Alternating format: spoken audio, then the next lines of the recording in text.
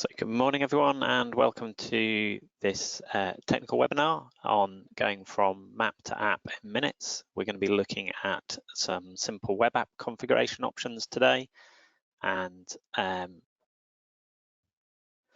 before we go into that, just going to want to run through some housekeeping things with you.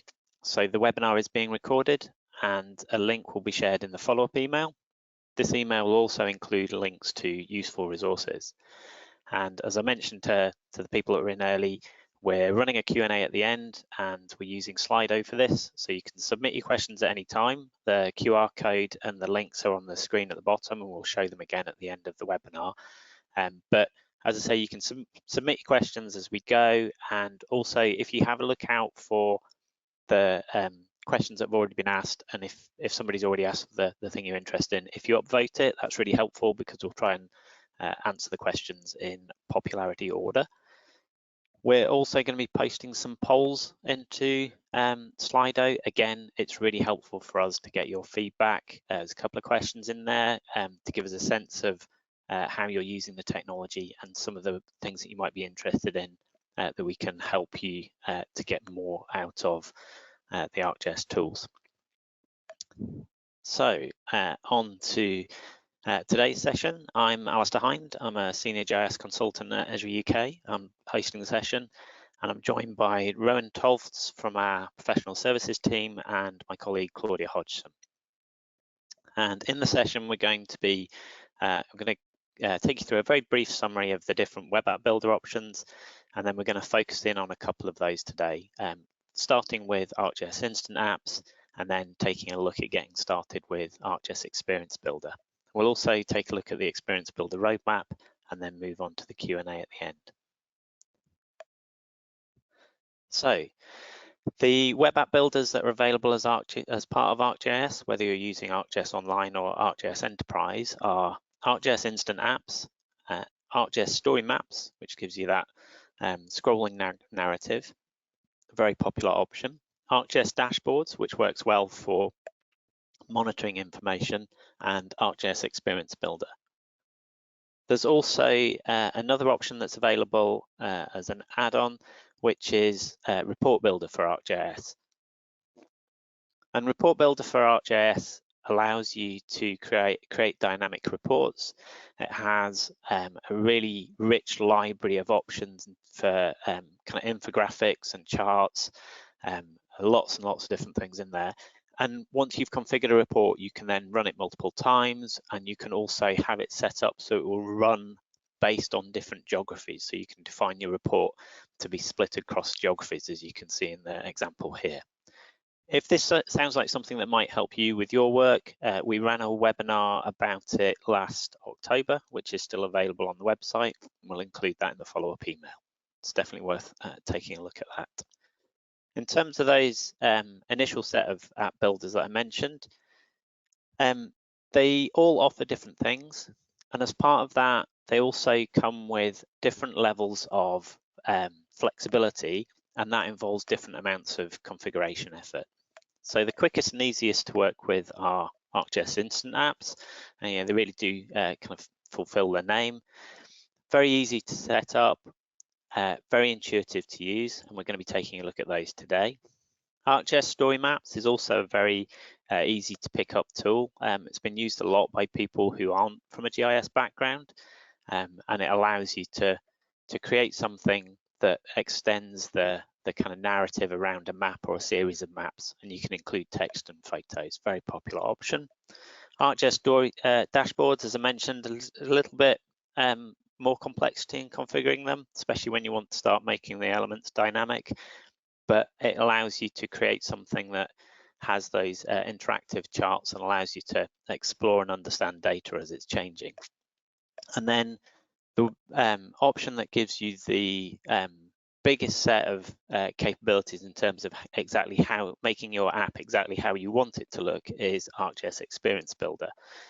That flexibility does mean that it's a little bit harder to get to grips with, but hopefully what we show you today will kind of demonstrate that although there's a lot of options that you can unlock, getting started isn't too difficult. and then it's just about gradually building your knowledge to get more and more out of that rich environment. So we're going to jump straight into ArcGIS Instant Apps. So I'm going to hand over to my colleague, Claudia, who's going to take you through going from map to app in minutes. Thank you. So I'm Claudia, welcome everyone. And as Alistair mentioned, Instant Apps is kind of the simplest of our web app builders with its step-by-step configuration style. And its ease and speed of creating those apps is definitely kind of the standout feature of what people think of with Instant Apps. But it does have a lot more kind of flexibility in the branding and the styling of an app than I think a lot of people might think, and we will touch on that in this demo in a little bit. And then as well as this, some people also, I don't think, appreciate with Instant Apps that it is massively growing in capabilities. So the product team is continuing to introduce, improve and update templates available, which do each kind of offer different capabilities and functionality.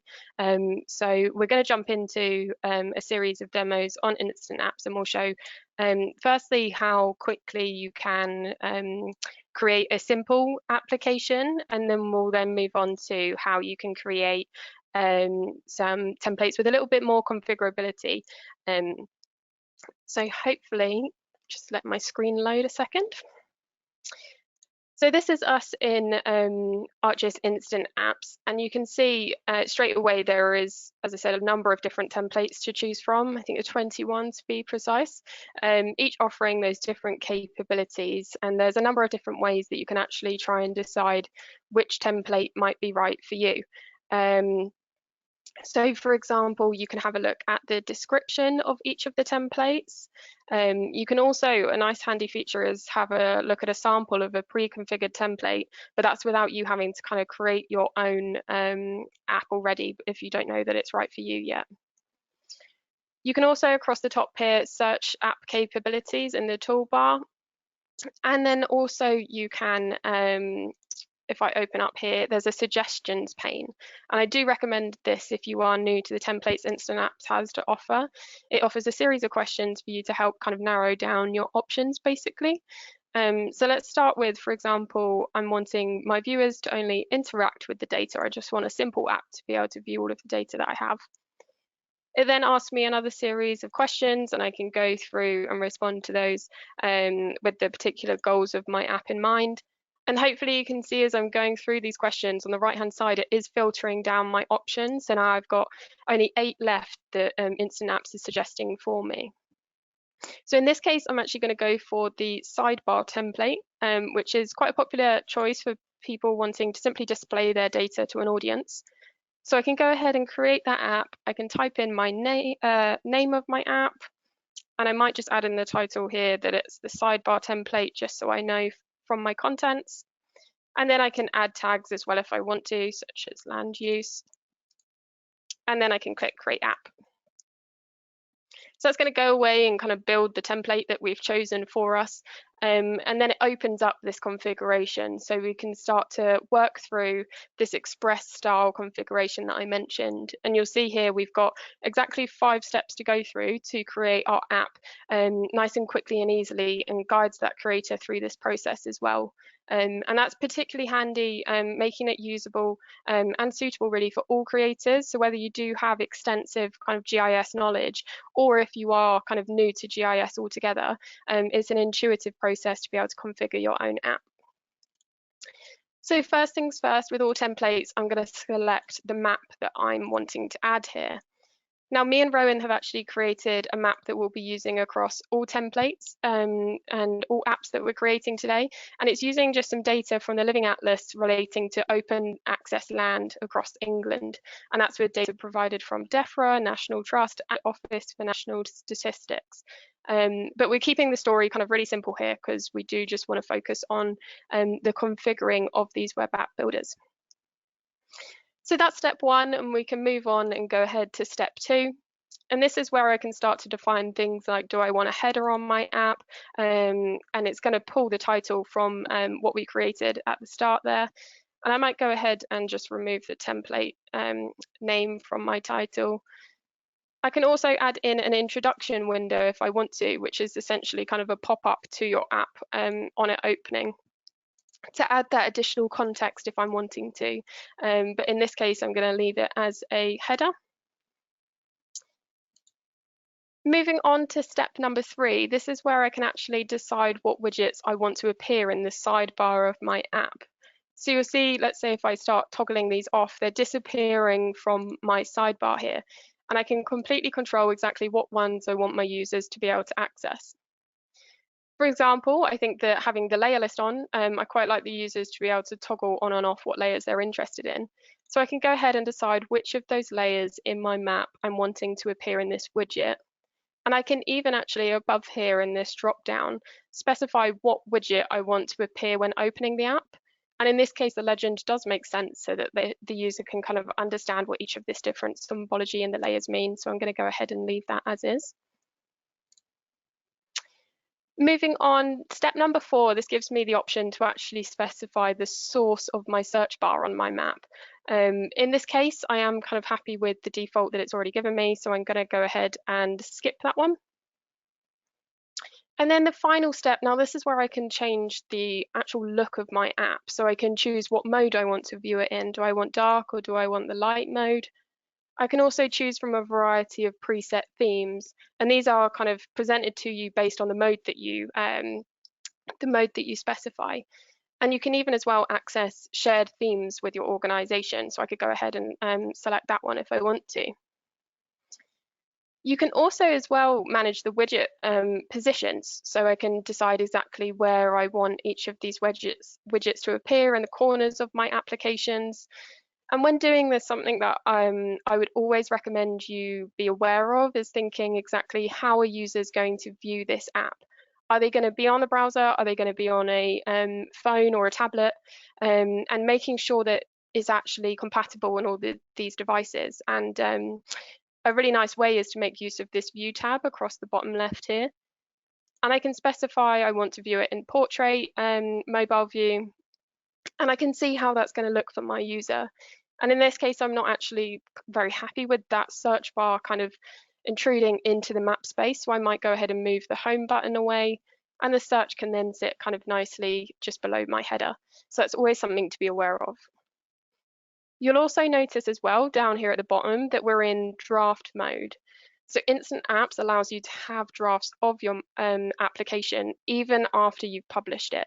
So say you've got your live app and you do need to make some changes, you've got the time to be able to kind of review it before publishing again and making that the live version, which is really, really handy. But that is it. That is the step at end of step 5. So that can be how simple app building can get in Instant Apps. We literally have done that in a matter of minutes. But let's just step back to the templates and we'll have a look at a different one.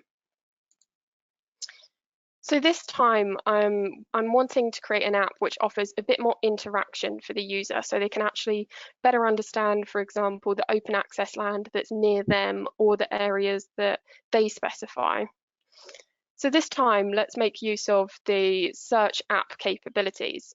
And when I click on this search bar, there's a PDF link which I've got open here. I really strongly recommend having a look at this matrix. It includes all of the templates of Instant Apps, along with all of the capabilities and the tools on offer, and exactly which ones sit within each template. So it's a really nice way of getting a complete look of all of the capabilities available and what template might suit you. So I strongly recommend having a look at that. But just jumping back into Instant Apps, as I want wanting to kind of know what's near me, I know I want the nearby capability. So I can search that, and there's actually a template that's exactly what I'm after. So I can go ahead and click choose. Again, I'll specify my title. This time we're using the nearby template. And let's create an app again. So we're going to go through the step configuration again like we did previously, but when opening this configuration, you'll notice we've got 5 steps again, but they are different configuration steps, and that's dependent on the capabilities that are available in each template. So starting again at step number 1 is of course choosing your map. So I'm going to go ahead and find that same map again, our open access land, add that into my template, and move along to step number 2. Here again, we've got the capabilities. I can change the app title if I'm wanting to. I can add an introduction window, which might be quite nice in this app. But in the interest of this demonstration, I'll move on to the next step. Now, this is where it now does look quite different to the previous template that we showed. And this is because we're now configuring the nearby capability in our template. So here I can actually define exactly what layers I want to be able to appear in the results of my nearby capability. So I can specify those layers. I can also dig into the search method of my capability, such as I can change the search radius. Let's change the distances here. And you can see I'm getting errors if it doesn't comply, but in that case, that's working quite nicely. A really nice capability, which I want to show in this template, is the using of layer effects. Now, I don't know if many of you use layer effects in Map Viewer, but I'm a big fan, and so it's great to see this is now in some of the Instant App templates. And it basically allows you to emphasize and de-emphasize results, features of your results, dependent on where they lie within that radius. So for example, if I apply drop shadow and gray, I can apply a radius here. And let's just zoom in and click on our map to apply that nearby. It's then going to go away, and it's now applied that radius to my map. And it's then going to apply those effects as well. So in the center of my radius that fall into the results, it's going to add a drop shadow, and then it's fading out those others in the background. So I can really focus on the results that fit within my radius that I've specified. Moving along, again, I can configure the source of my search, but for this demo, I'll again move on to step number 5. And this is where we can obviously do the theme again of our app. But what I want to show this time is that you can actually unlock a lot more configuration options across all of your templates in Instant Apps by toggling off the Express tab on the top left-hand side. Now, once I do that, you're going to notice straight away that it takes us out of that step-by-step configuration. And that's because it offers so many more different kind of capabilities for us. So for example, if I just jump back into the theme, I can specify a theme that I'm interested in, but I can then actually dig into individual kind of elements and specify the exact color of the background, the text. I can change the font as well if I want to. And if I just jump back, you can even add your own logo as well to your application. So it adds a lot more kind of design capabilities. But toggling off the Express does open up different capabilities that vary across each template. So the design is carried across all templates, but there is kind of additional capabilities that will be opened up that are different across different templates. And something else to be aware of actually is with that matrix that I showed earlier on, sometimes those capabilities that are stated to be in that template can only be found once you toggle off that Express. So that's just something to be aware of. Another capability out of Express is the language switcher. So this allows you to actually select what languages you want your app to be translated into. So I can go ahead and simply specify those languages, and I can add as many as I need to. And then if you see over here on the right-hand side, it just then provides the user with another widget to be able to then translate that app into the language that they require. Now, this isn't available across all templates, so again, it's worth having a look at that matrix to know exactly which ones it is available in. Now, just before I hand over to Rowan, I want to quickly highlight one more template, and that's because it's one of our newest templates, and that's called Manager. Now, this might look quite different because this is a template with very different capabilities to the ones that I've shown already. It's not necessarily a map-centric template, but it allows you to actually edit your layers in your attribute tables or via your map. So for example, I can interact with particular assets on my table or within my map. In this case, it's just kind of outdoor assets of an estate. And I can go in and actually edit these attributes really nice and easily. So it's just showcasing another capability within Instant Apps and the ability to actually edit now as well, which I thought would be worth showing.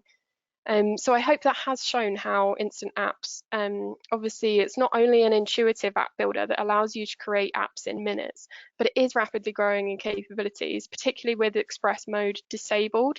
You do have that greater flexibility in the design and the functionality of your app. And we always recommend starting out in Instant Apps. But if you do kind of start out in Instant Apps and realize maybe it doesn't have the template you need or the specific capability that you need, then we suggest exploring something like Experience Builder with its additional kind of flexibility in app building. So I'm now going to pass over to Rowan, who's going to walk us through Experience Builder.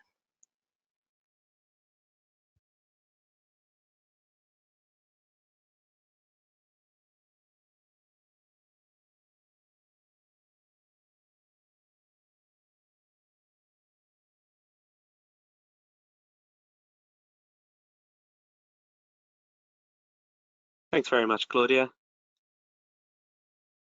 Apologies for the technical difficulties for a moment. All right, brilliant. So now I'm going to talk about a situation where you're a bit more familiar with app builders and ArcGIS, and you want to take that configuration a little bit further. We're going to jump to the other end of the scale and look at Experience Builder, specifically on getting started and enhancing your apps with some new features. For example, let's build on the map that we used before. What if we wanted to package the map in a more website-like fashion with an additional separate page to describe open access land legislation and talk about the data in use? So let's hop on over to Experience Builder. When we open and start a new project with this button in the top right, we're greeted with a list of templates, not totally dissimilar to the Instant Apps experience. We can, of course, start with a blank slate and design our app from the ground up, but if this is one of your first apps, then we'd recommend using one of the templates. There's also a lot more we can customize after selecting a template in comparison to Instant Apps. You can think of these more as starting points, rather than exactly what your app is going to look like in the end. And as you can see, there are quite a few templates, sorted into different sections based on the type of layout, but we have other filters at the top which are based on the broader types of application that you might want to build. So in this scenario, we want to still keep our map front and center. So let's click the category Map Centric. And as we said before, we're looking for something with multiple pages. So we scroll down to the bottom and find the multi-page templates. You can preview any of these templates by clicking the magnifying glass in the bottom right of the panel, which is what we'll do with this lens template, which at least initially appears to meet our requirements of map-centric and multiple pages. But when we preview the template, we find it just looks a little bit busy. It's not exactly what I had in mind. So I'm now thinking that maybe I'll start with a simpler template that resembles one page of my app, and then I'll add the second page in later. And that's a common workflow with Experience Builder. We can start with a broadly appropriate template and gradually develop it to meet our specific needs. So instead, we'll start with this new template here, Plateau. If we click Create, we get taken into the builder. And here we are. So this template includes a large map in the center with widgets at the top right and space for a logo at the top left and a title. Now, there's a lot going on here with the Experience Builder interface, but there's no need to understand and use all of it right out of the gate. Broadly, on the left-hand side are tools for managing the application as a whole. Currently, we can see the menu, which lists the pages in our application, and then widgets and organizers on the currently open page. Other kind of high-level menu options here include a library of widgets that we can add, which we'll come back to later, a space to manage the data in our project, and then the palette icon is referring to theme controls. Then on the right-hand side are options for configuring what we've selected on the left, such as widgets and pages. Think of it as a submenu. And when you start thinking of it like this, the layout and logic is actually quite similar to the map viewer. Wider controls on the left, contextual controls on the right. The first thing we'll probably want to do is bring our map into the app. In contrast to Instant Apps, we don't select a map right at the beginning of the process, as it's possible to build applications with Experience Builder that don't include maps at all, or include multiple maps over multiple pages. In Experience Builder, we'll assign web maps to map widgets. So if we click the map, we'll bring up those contextual options for it on the right-hand side, where we can then select a data source. Let's click Add New Data, find our map, press Done, and then we'll click it here to assign it to this specific map widget. Now that we've done that, let's start thinking about the layout and look of our app. By default, the layout of the app is locked, meaning that we can't accidentally drag components of the app around, such as text and images, whilst we're trying to configure them. But if we click this toggle at the top, we can then rearrange parts of the app to meet our specific requirements. For example, we might decide that the widget controller and all of its options would look better in the bottom right corner. So now that we've clicked that toggle, it's as easy as clicking it and then dragging it down to the bottom. The widget controller is an organizational component of an Experience Builder app. It contains other widgets, which are collapsed by default, but open in this predefined blue box when their respective icon is clicked. The widget controller is a great way to add more functionality to an app without it taking up loads of space and having so many windows open when you don't need them all at once. So let's make sure that the widgets don't open over the controller itself by shrinking that blue box. And there we go. So now that we've looked at the layout, the style is also something that we can customize, as I alluded to earlier. By going over to the left-hand side and clicking the palette icon here, we can change the theme of our app. And as we click through these predefined themes, we can see that many colors and shapes all change at once.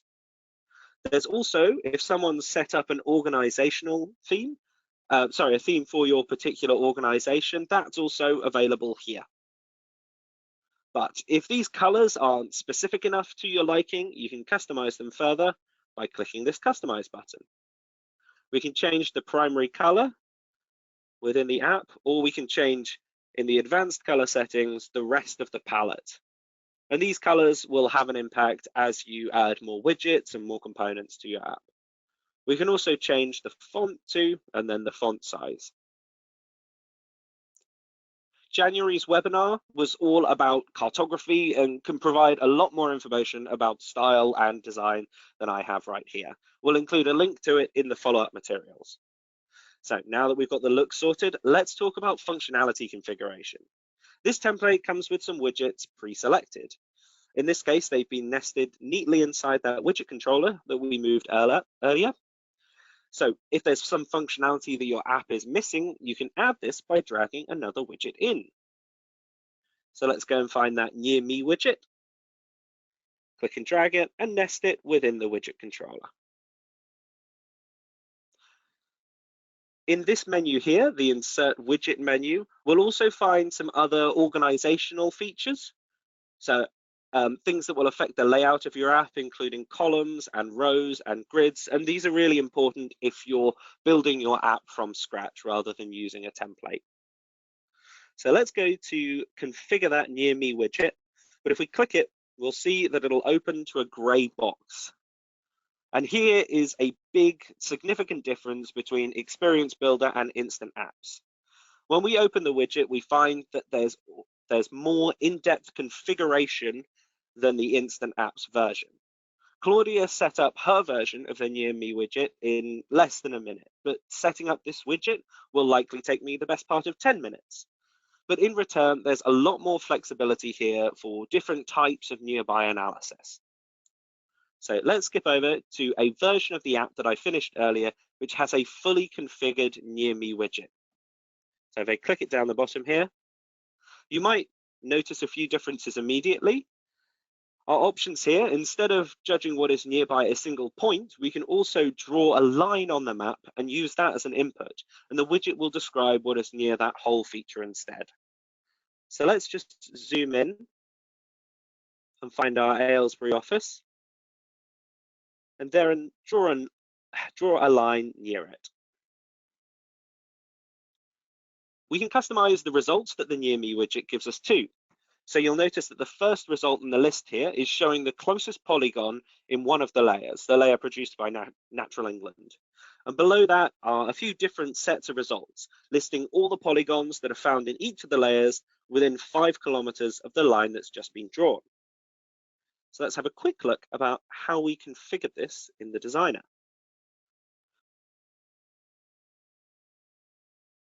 So if we click the Near Me widget, we'll bring up those configuration options. And there's quite a lot here.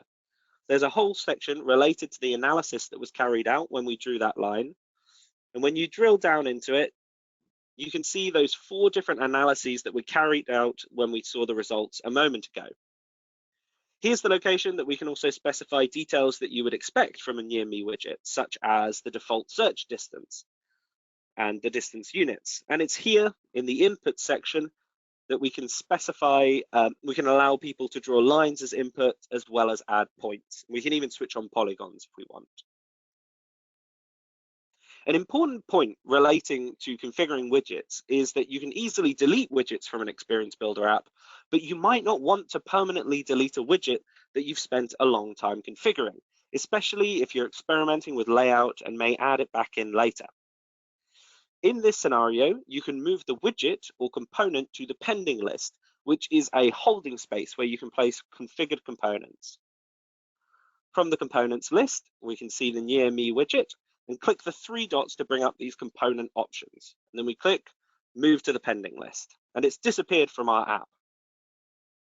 We can add these widgets back from the Insert Widget screen, and instead of New, we click the Pending tab. And then it's as simple as clicking and dragging it back in the same way that we would do with a new widget. When we were looking at the app before, you may have noticed that there's also a new orange bar at the top of the page. This is a header. You can switch the header on in every page's configuration menu over here. And the text and widgets that you include in the header will be consistent across all your pages. This particular header includes a title, an image, and critically a menu widget, which will allow the user to switch between different pages. We can simply click and access a second page. This page here describes the data present in the map and doesn't contain a map of its own at all. It's also a scrolling page, more similar to a story map or regular web page. And it's this option to add many pages that's a key distinguishing feature of Experience Builder apps, adding to this kind of slightly more complex website-like experience. Unlike some of the other widgets that we've shown today, the menu widget comes pre-configured. And whilst you can set up page navigation in a more manual way through the use of links and buttons, my recommendation is a quick and easy way to bring this feature into your app is to switch on the header for each of your pages and drag a menu widget into it. When you finish building your app and you're ready to share it, make sure to publish it using the button in the top right corner. Any edits you make after this will be kept in a draft state until you republish the app. So now that I've shown you some key features of the app builder, let's look towards the future. What is next for Experience Builder? Well, the app is constantly being developed and new features are being added with every update. And user feedback is really important in determining the direction of this development. You can provide it through the ideas site on the community forums. And in front of us is the roadmap for 2024, which is also available on the Esri community forums. We've already had the first quarter update, including much requested features such as group filtering and the select widget. More capabilities are planned for arrival later this year, such as the measure widget and Google Analytics, but I know a lot of people are interested in the web app builder mode, which is currently planned for arrival in the 4th quarter of this year. A lot of the questions we get asked about Experience Builder are when a specific web app builder widget will be available in Experience Builder. And there is a great resource in the documentation which describes the status of all the web app builder widgets and whether they have an equivalent in Experience Builder already or when this is planned for. We'll include a link to this with the rest of the follow-up material. Thanks very much for listening. I'll now hand back over to Alistair for some closing thoughts. Thank you, Rowan. So before we get into the Q&A, I just wanted to let you know, oh, sorry, let me just share my screen. Try that again.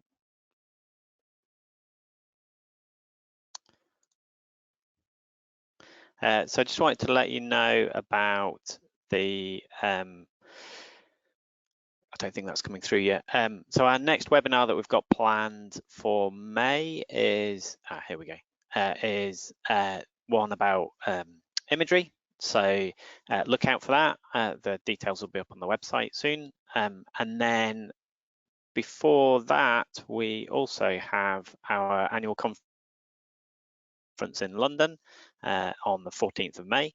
You can still register for that if you're able to get to London. And even if you can't make it to London on the day, you can also access the live stream for the conference. So you can join in with our big event online. And again, registration for that is in the same place, and we'll include that in the follow-up resources link. As part of that event, as part of the road ahead session, we're going to be doing a kind of Q&A style thing with our Chief Technology Officer, Mark Wells. And you could submit your questions ahead of the event, following the process that's shown on the GIF there through the agenda.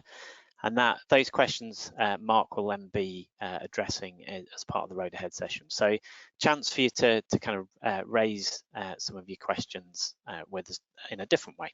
And then, as I say, we're now going to head into our Q&A. So I know there's lots of questions waiting for us there, and I'll jump over to those in a second. In the meantime, if you haven't already, you can access that through Slido using the QR code and the link and information there. And please do fill out the poll as well. It's great to see all the questions coming in, but if you can fill out the poll for us, that's also great. Right, so over to the Q&A. There's been lots going on during the webinar.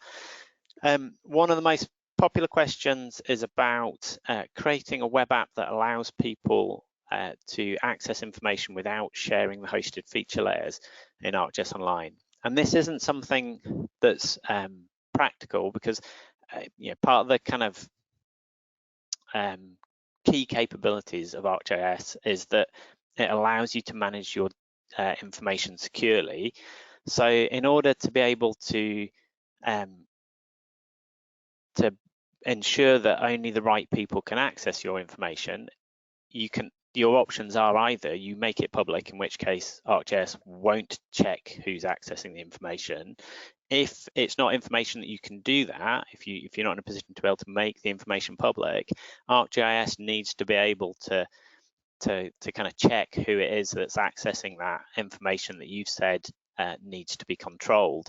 And in order to do that, the person then needs to be an ArcGIS user, whether that's in ArcGIS Online or ArcGIS Enterprise. So that's what sits behind that. And then the next question is about the benefits for creating an app based on actually configuring an app rather than just publishing a web map. And this is really about the interface that you want your users to use to access it. So, for some of your users, it may be that the map viewer is an appropriate app and that, it gives them the functionality that they need. They need the extra tools that are in the map viewer, and that slightly kind of richer set of options is fine. They kind of understand what they're doing and they know what to do with it.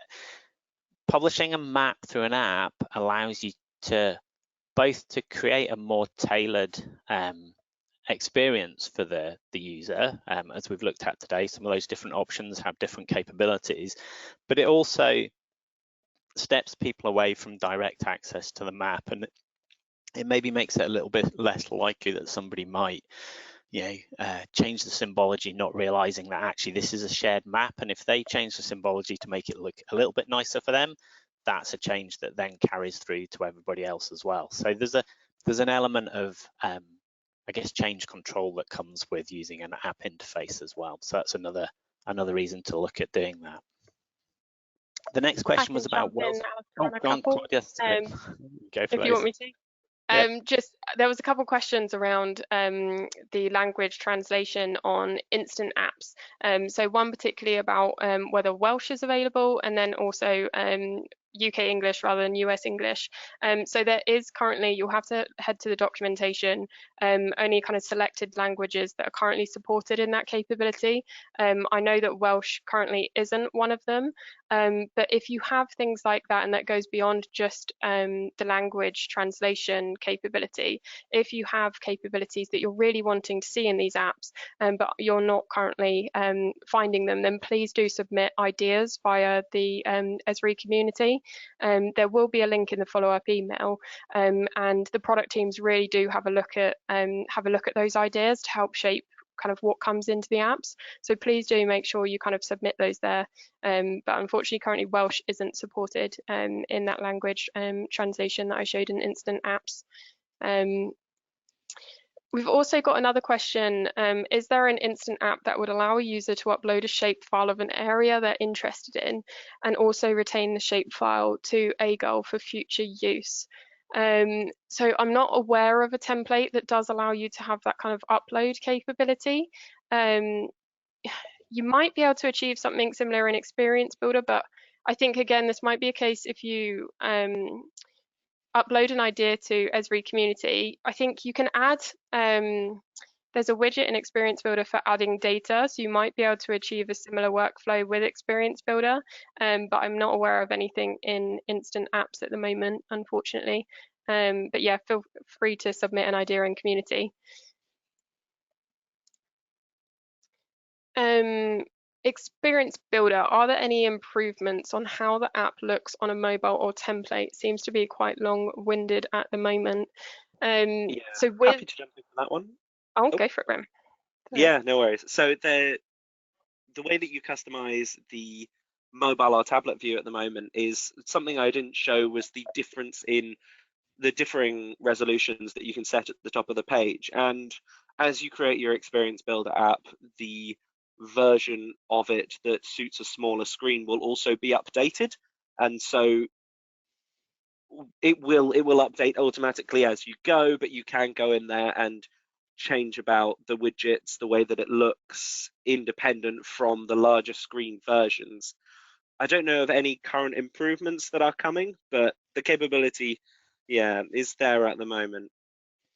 I think just to add to that, Rowan, I think one of the kind of key things to remember with Experience Builder is that, as with the other app builders, it does use responsive design, so it will adapt the layout of your application to a smaller screen. As part of doing that, one of the things, if you're building an app from scratch with Experience Builder, it's worth using the layout widgets, because they help manage what happens as part of that responsive design reshuffle of your screen space as you go to a smaller size. So you can get a slightly more, I guess in a sense, a slightly more predictable default behavior in that switch to mobile with Experience Builder if you've used some layout widgets as part of your app. A lot of the templates already include those. They're already using those layout widgets to divide up the screen space. If you started from a blank canvas, sometimes if you've just added widgets without putting them into any of the boxes, essentially, that can make it a little bit less predictable when it does resize your app. And then, as Rowan was talking about, the nice thing with Experience Builder is that you do have the option to unlock the custom behavior and really kind of tailor that small screen experience. And then I guess while we're talking about Experience Builder, if you're looking to work with related tables, that's one of the areas that Experience Builder, you may have seen it on the roadmap, it is an area that they're still working on. There's some of the capabilities there now, but it's maybe not quite as complete a set of functionality as we'd be looking for with that. But that's one of the things that's on the roadmap, so well worth looking out for. So they are, it is developing and it is making progress. But Experience Builder should kind of support all of the workflows for viewing and editing related tables. I haven't looked at Instant Apps. I don't know if you've come across any anything in Instant Apps around related tables, Claudia. I must admit, I haven't. No, it's a really good question, but no, I'm afraid I'm not sure about what template might work there. But I'll have a look into it and see which templates potentially support this. And on the next question, so this is around the instant apps that support editing. So those are relatively new. So they've come into ArcGIS Online, I think, in the last release. And so that's something that will come through into Enterprise, into the kind of newer releases in Enterprise. So it may well be that if you're using ArcGIS Enterprise at the moment, you won't necessarily see those, but they will kind of make their way through into ArcGIS Enterprise over time. And then a slightly different question around Survey 123 on Enterprise. And again, this kind of goes back to that security thing around with Survey 123. This one I would want to kind of double check. So the creator, the different user types allow different levels of capability, and to be able to submit a response in a secured service, effectively it counts that as an edit. So that would be where the kind of requirement to be a creator or a mobile user would come from. And I guess then it's back to that whole thing of, the alternative is that you're making it public, but that then makes it an open thing, which is maybe not desirable. But if this is something that as an organization you're struggling to work out how best to manage, it's well worth reaching out to your Esri UK representative and raising it with them, because there may be ways to achieve the workflows that you want to in a different way. And then I have to remember to take these off so I don't answer the same question twice. I'll pick up the next one as well, the crowdsourced reporter. This one is actually now, they've just released the beta version of the Reporter Instant app. I think it's a companion to the Manager one that Claudia showed you. And that's going to be the replacement for the old crowdsourced reporter. At the moment, it allows you to add, I think the beta version allows you to add public comments, but the voting is on the roadmap for a later edition. It may be that the next ArcGIS Online update includes it. Often with the instant apps, the beta version is kind of followed in the next update by the full release. So keep an eye out for that. There's information on one of the community sites. So let me just double check which one I found it on. It's actually in the Instant Apps community site under their blog. There's a blog post called Introducing Reporter, and that has the kind of full details about what's there now and what's on the roadmap for Reporter. So that's going to replace the old crowdsourced Reporter. For that next question, are there any plans with the Near Me widget to allow a user to set a feature as the search area, for example, a boundary feature instead of drawing it? So the Near Me widget, you can actually apply kind of actions and triggers onto that widget. So for example, you could make use of the select widget to select that boundary layer that you may already have, which will then trigger that Near Me widget analysis. So I think that might be a workaround for that particular question.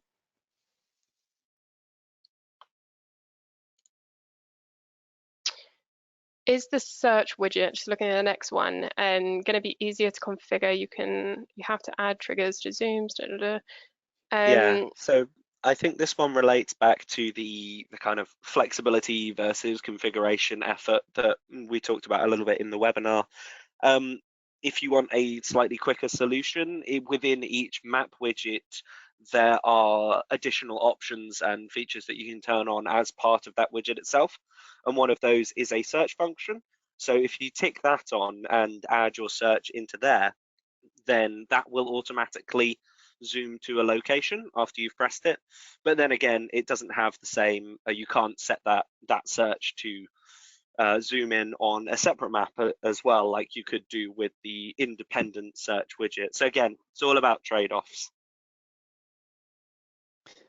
And I think one of the things that people, for all of us, there's a bit of a mindset shift with Experience Builder, and I think one of the things that helps maybe helps understand where some of that is coming from around actions and triggers is that Experience Builder has been designed to allow you to have multiple maps or scenes and different data sources, and that then means that there isn't a direct target for a widget. A widget may be acting on one of the maps, but it may actually, as Rowan said, be acting across a series of maps that you're wanting to kind of have as a set of linked views, so that as you kind of make those changes, those actions are applied across more than one target, and that's where some of that structure comes from.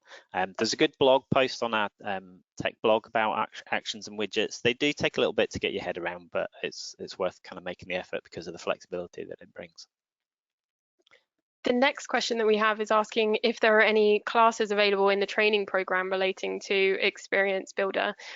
So yes, there is, and we've actually linked them in the follow-up email that you'll be getting after this webinar, along with so there's instructor-led courses as well as self paced learning plans. There's also blogs and various videos and things like that. So whichever way you like to learn and like to build these experiences, then there's a variety of different resources. So keep your eyes peeled.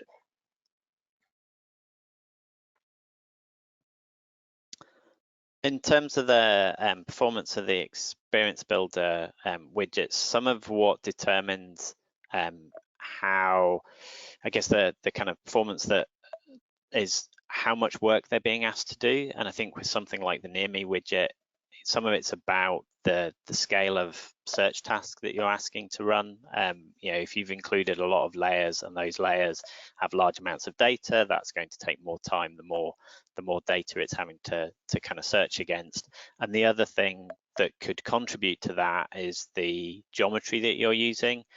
So Rowan showed you the ability to include different geometries, and again, if you start to use a slightly more complex geometry, that may also bring in a performance overhead. But again, with some of these things, if you're running into problems, it's well worth reaching out through either our tech support team or through a UK contact to see whether there's anything that we can help you with around there.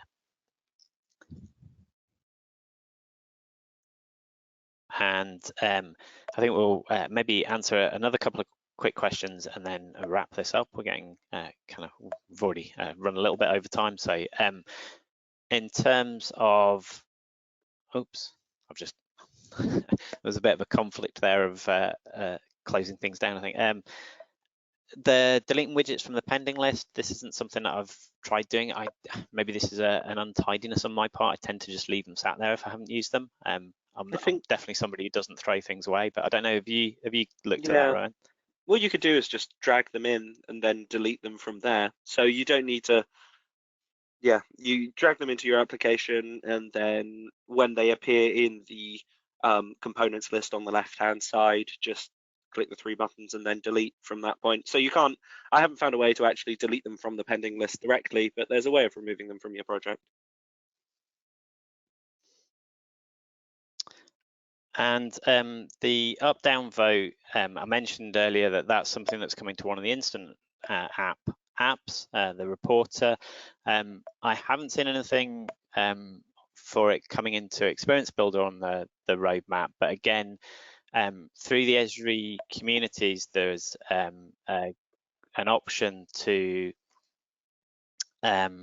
add your ideas or upvote existing ideas through the ideas page. So anytime you're looking for a piece of functionality that kind of isn't there, it's well worth having a look to see if somebody else has already suggested it and upvoting it, or adding that suggestion yourself, because the development teams do use that to drive the roadmap of the apps. It's a great way to feed back to them. And then the next question with Instant Apps and Experience Builder, one of the kind of nice things with Experience Builder is it does allow you to embed other things, and that's definitely a model that's been used by both customers and our professional services team. I know have used it as well, that if there's something that you want to include in your Experience Builder app that's actually sitting elsewhere, either in one of the older app builders or now in one of the new instant apps, then absolutely you can kind of embed that. What you don't then necessarily get is the ability to drive interaction between the embedded app and the rest of your Experience Builder experience, but you can embed other apps into it.